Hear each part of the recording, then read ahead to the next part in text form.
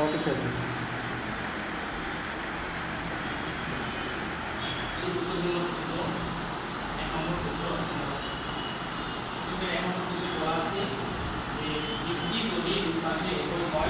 এবং মাঝখানে যদি গুণ থাকে তাহলে পাওয়ার উপর হয় যোগ হবে।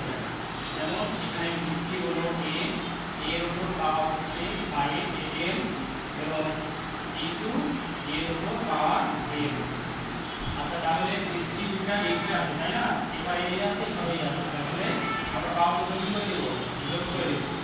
আচ্ছা, তাহলে a একটা নিয়ে নিলাম, তাহলে এবার কি করব, পাওয়ার কত যোগ করে দেব, m প্লাস m। আচ্ছা, বিপরীতে যদি এভাবে হয় তাহলে মাঝখানে গুণ থাকলে আর গুণ থাকলে যোগ হবে, পাওয়ারগুলো যোগ হবে। এবং বিপরীতে যদি এভাবে হয় দুই পাশে, তারপরে যদি মাঝখানে যদি ভাগ চিহ্ন থাকে তাহলে পাওয়ারগুলো বিয়োগ হবে। এটা হচ্ছে দ্বিতীয় সূত্র।